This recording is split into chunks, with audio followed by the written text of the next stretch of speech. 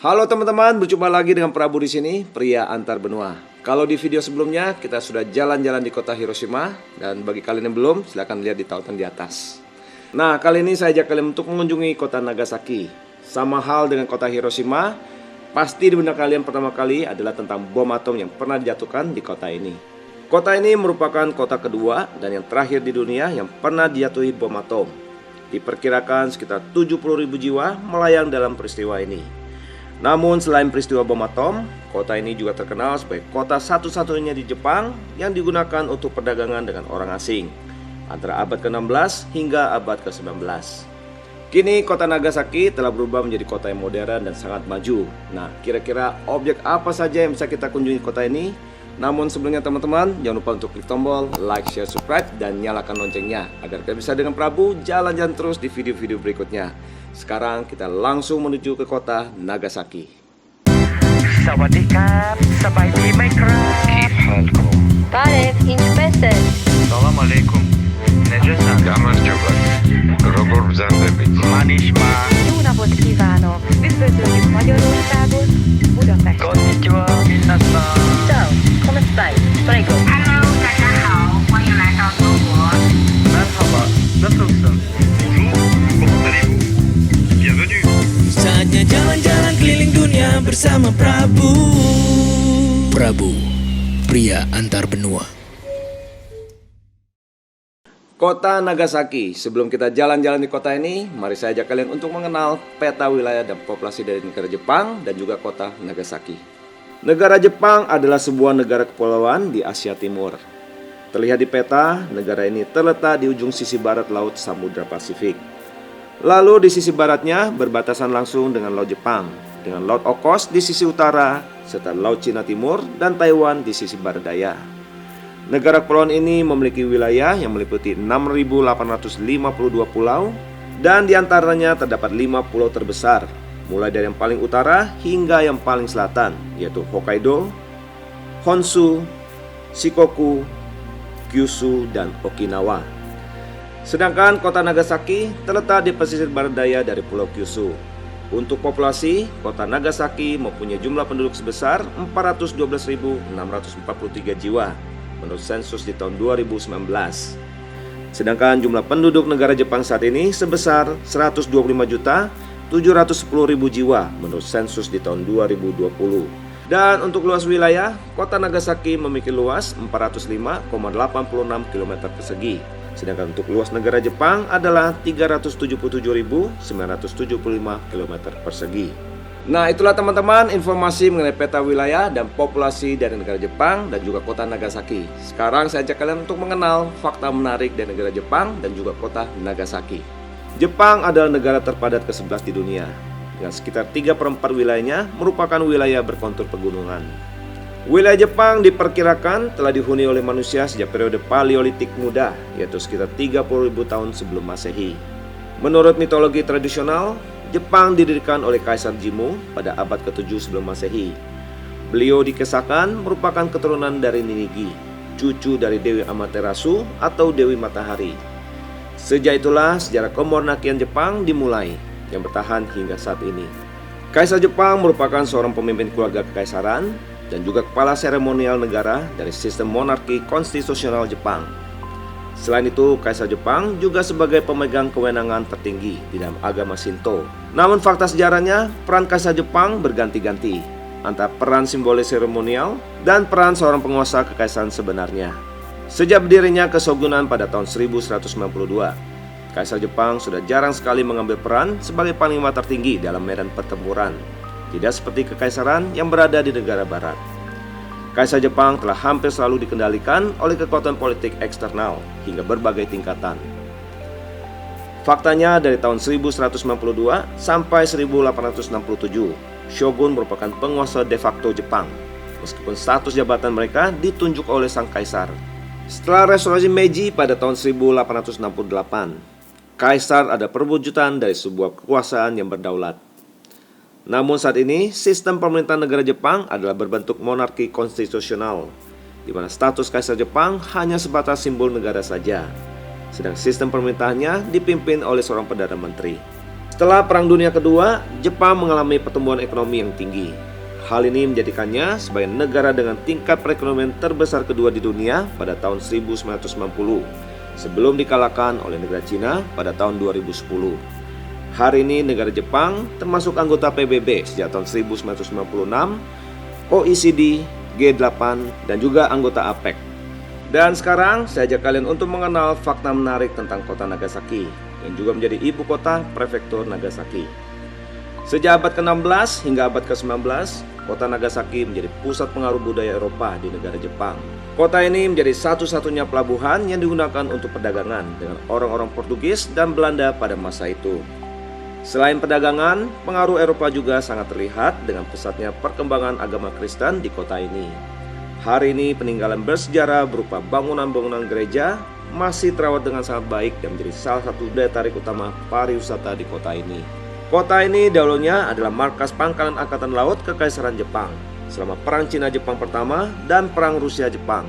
Kota ini menjadi kota kedua setelah Hiroshima, di mana bom atom dijatuhkan oleh Amerika Serikat pada Perang Dunia Kedua. Hari ini kota Nagasaki telah menjadi salah satu kota utama di negara Jepang dengan objek-objek wisatanya yang patut kita kunjungi. Nah teman-teman, tiba saatnya kita jalan-jalan di kota Nagasaki. Objek pertama yang akan kita kunjungi, Nagasaki Peace Memorial Park. Taman ini didirikan pada tahun 1955 untuk mengenang peristiwa jatuhnya bom atom di kota Nagasaki pada tanggal 9 Agustus tahun 1945 dan bertujuan untuk mengingatkan kepada seluruh umat manusia akan pentingnya sebuah perdamaian. Di ujung taman terdapat patung perdamaian setinggi 10 meter. Tangan kanannya menunjuk ke atas, melambangkan adanya ancaman senjata nuklir. Sedangkan tangan kirinya yang terulur melambangkan perdamaian abadi. Wajahnya yang lembut melambangkan rahmat ilahi dengan matanya yang tertutup memanjatkan doa untuk ketenangan jiwa-jiwa para korban.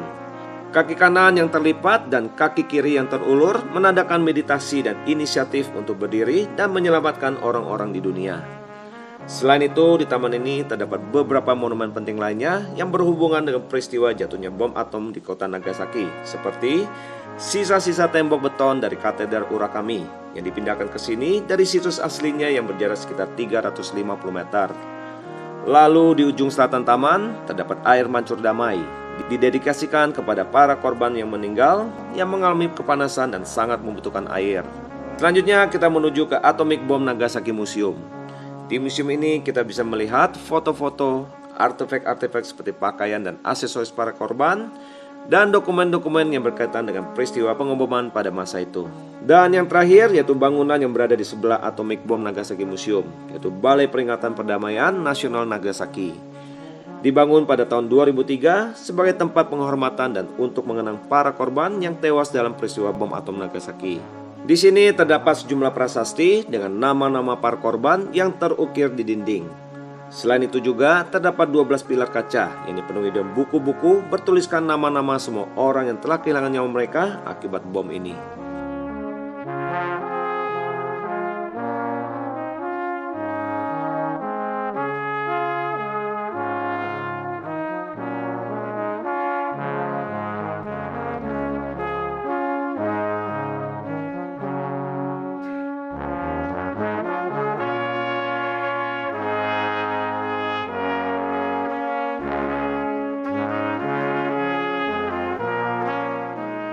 Dari Nagasaki National Peace Memorial Hall, kita lanjut lagi ke objek berikutnya adalah Katedral Urakami atau juga dikenal dengan Katedral Saint Mary. Katedral Katolik ini hanya berjarak 350 meter dari lokasi hipocentrum jatuhnya bom atom Nagasaki. Bangunan aslinya berupa sebuah bangunan bata Neo-Romawi yang berasal dari tahun 1895 dan sempat menjadi katedral terbesar di Asia Timur, namun kemudian hancur akibat jatuhnya bom atom Nagasaki. Sedangkan bangunan yang berdiri saat ini berasal dari tahun 1959. Sisa bangunan asli masih terlihat di depan katedral, berupa tembok bata merah berikut beberapa patung orang-orang kudus. Dan sebagian lagi dipindahkan di Nagasaki Peace Memorial Park dan juga di Atomic Bomb Nagasaki Museum. Sekarang kita masuk ke dalam katedral ini.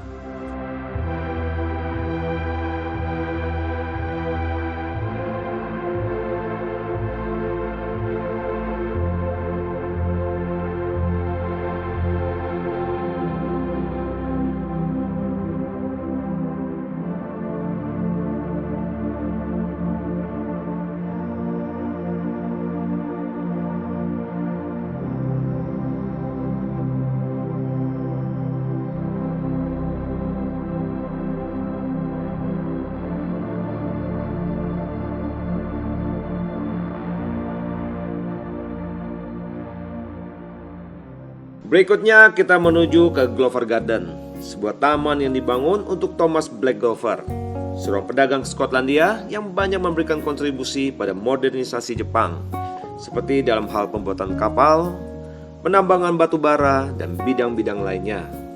Taman ini selesai pembangunannya pada tahun 1863, terletak di lereng Bukit Minamiyamate yang menghadap langsung ke pelabuhan Nagasaki.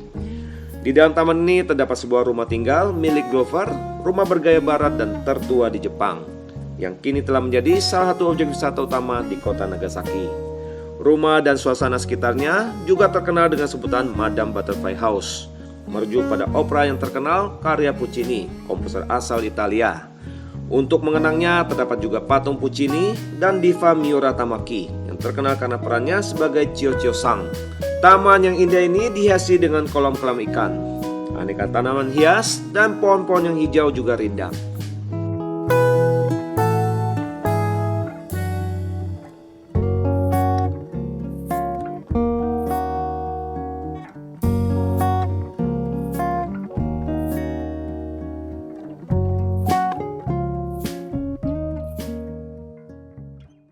Dari Glover Garden, saya ajak kalian jalan kaki sekitar 100 meter menuju Gereja Ora yang dibangun menjelang akhir zaman Edo pada tahun 1864 oleh para misionaris asal Prancis.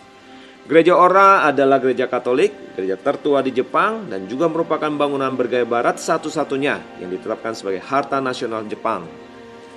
Katedral ini didirikan untuk mengenang 26 martir yang dieksekusi di kota Nagasaki pada tahun 1597. Untuk informasi, sejarah kekristenan di Jepang dimulai pada pertengahan abad ke-16. Ketika itu, para misionaris Portugis tiba di Pulau Kyushu untuk memulai misi penginjilan mereka. Awalnya, misi penginjilan berjalan lancar, di mana para daimyo atau penguasa feodal berhasil dikristenkan, yang diikuti oleh para penduduknya. Selain itu, beberapa seminari dan kapel pun mulai didirikan.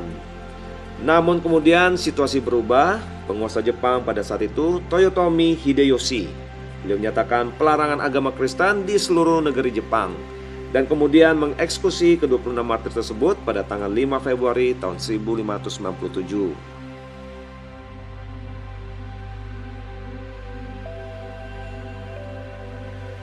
Sekarang kita masuk ke dalam gereja ini untuk melihat keindahan interiornya, dan bagi yang ingin berdoa pribadi, saya persilakan.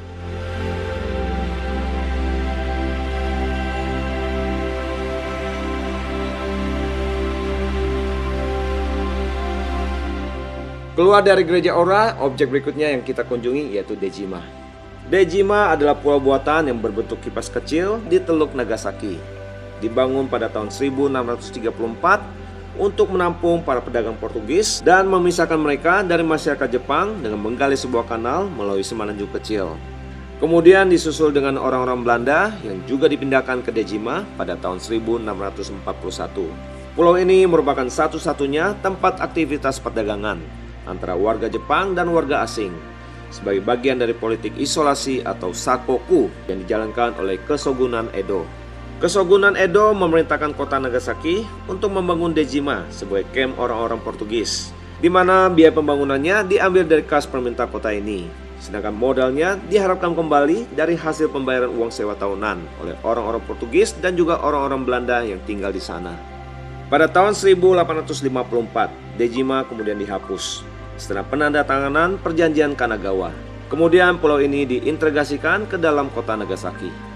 Pada tahun 1922, kawasan perdagangan Dejima ditetapkan sebagai situs perdagangan nasional Jepang. Sekarang saya ajak kalian masuk ke dalam rumah-rumah yang pernah dihuni oleh orang-orang Portugis dan Belanda. Ruang-ruangannya tertata dengan rapi, seperti kamar tidur, ruang makan, furniture-furniturnya, dan lukisan-lukisan yang terpajang di dinding.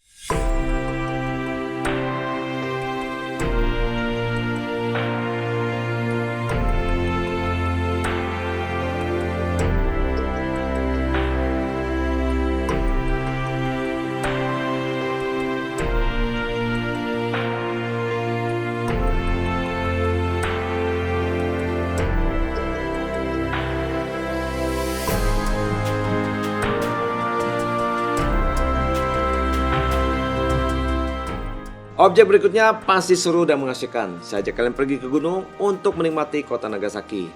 Gunung yang kita kunjungi adalah Mount Inasa atau dalam bahasa Jepang disebut Inasayama. Gunung ini tingginya hanya 333 meter, di mana untuk menuju ke sana bisa dicapai dengan beberapa pilihan, yaitu dengan kereta gantung, bus, atau mobil. Dan kali ini kita gunakan kereta gantung agar bisa mendapatkan sensasi yang lebih seru. Setelah tiba di puncak, saya ajak kalian langsung menuju ke dek observasinya. Nah, dari sini terlihat dengan jelas betapa indahnya kota Nagasaki. Sugoi. Mount Inasa juga bisa dikunjungi pada malam hari, di mana pemandangannya tentu akan berbeda. Kota Nagasaki terlihat sangat mempesona dengan hiasan lampu-lampu kotanya. Keren banget. Untuk diketahui, pemandangan ini termasuk di antara 3 pemandangan malam terbaik di negara Jepang. 2 di antaranya adalah Gunung Hakodate dengan kota Hakodate, dan Gunung Roko dengan 2 kota sekaligus, yaitu Kobe dan Osaka.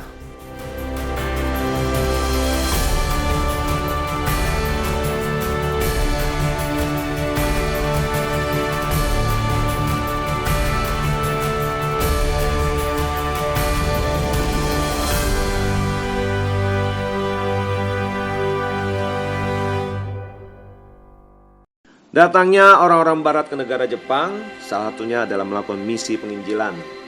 Seperti kunjungan kita sebelumnya di gereja Ora, di mana gereja tersebut didirikan untuk mengenang ke-26 martir yang dieksekusi di kota Nagasaki. Sekarang kita telah tiba di monumen dan museumnya, teman-teman. Letaknya di sebuah taman kecil di atas bukit, tidak jauh dari stasiun Nagasaki. The 26 Martyrs Monument and Museum. Demikianlah nama dari tempat ini yang didedikasikan kepada mereka yang dieksekusi pada tanggal 5 Februari tahun 1597. Terlihat di monumen relief dari ke-26 martir tersebut. Mereka adalah misionaris asing dan juga warga negara Jepang. Selanjutnya kita masuk ke dalam museum ini. Desain dalamnya mirip sebuah gereja dengan jendela kaca patri. Di sini dipamerkan berbagai artefak yang terkait dengan sejarah agama Kristen di negara Jepang, seperti patung, perhiasan, benda-benda rohani, dokumen bersejarah, dan lain-lain.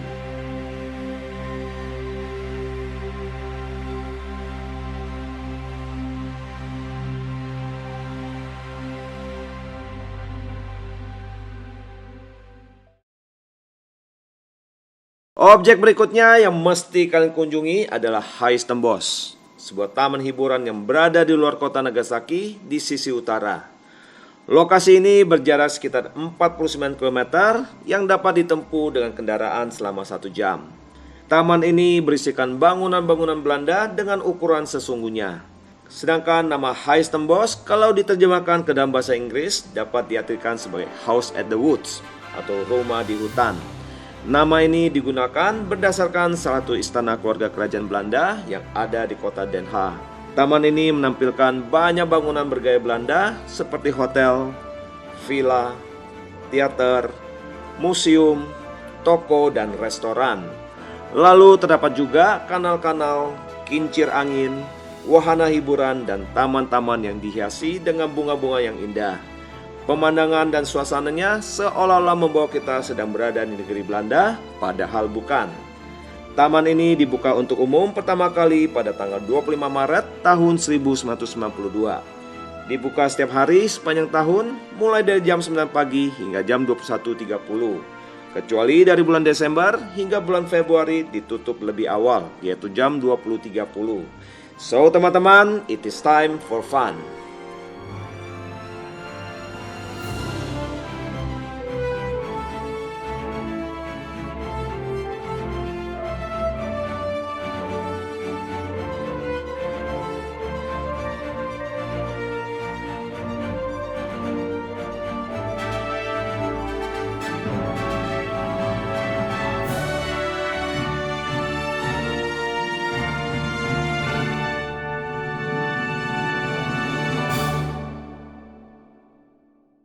Objek berikutnya pasti seru. Kali ini saya ajak teman-teman mengunjungi Shinchi Chinatown. Inilah Chinatown tertua di negara Jepang.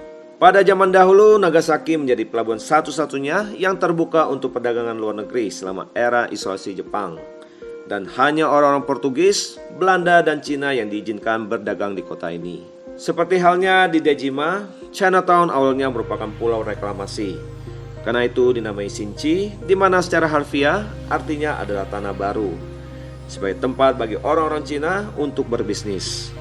Kawasan ini masih menampilkan beberapa bangunan yang mengingatkan kita pada Sinchi di masa lalu, seperti pada gerbang besar, jalan-jalan sempit, bangunan-bangunan bergaya Cina, serta terdapat juga beberapa kuil. Sekarang tiba saatnya acara bebas. Kalian bisa jalan-jalan di sini, berbelanja dan kulineran. Teman-teman, di kota Nagasaki terdapat beberapa hidangan terkenal yang sangat dipengaruhi oleh budaya masakan Cina, seperti champon noodle atau mie rebus, sipoku ryori atau cara makan ala Cina. Lalu ada sara udon yang berbahan dasar mie dengan tambahan kol goreng, tauge, dan sayuran lainnya, serta cumi-cumi, udang, daging babi, dan lain-lain. Setelah puas berbelanja dan kulineran di kawasan Sinchi Chinatown, sekarang saya ajak kalian ke lokasi lainnya untuk berbelanja. Nama lokasinya adalah Hamanomachi Shopping Arcade. Inilah kawasan shopping yang paling ramai di kota Nagasaki yang berisikan lebih dari 700 toko. Selain itu juga banyak terdapat restoran, kedai makanan, kafe, dan lain-lain. Oke, nggak usah lama-lama lagi teman-teman. It is now shopping time.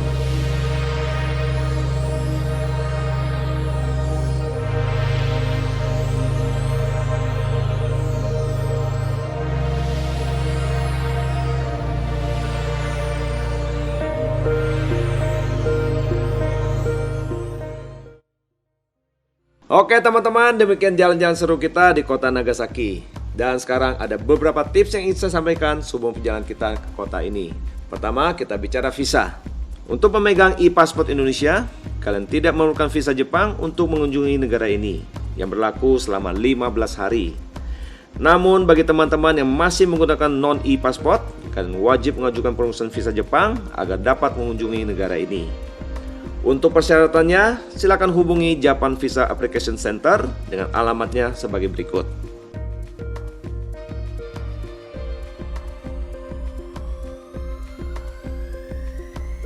Untuk iklim dan cuaca, kota Nagasaki dan sekitarnya memiliki iklim subtropis lembab dengan musim dingin yang cukup sejuk dan musim panas yang lembab.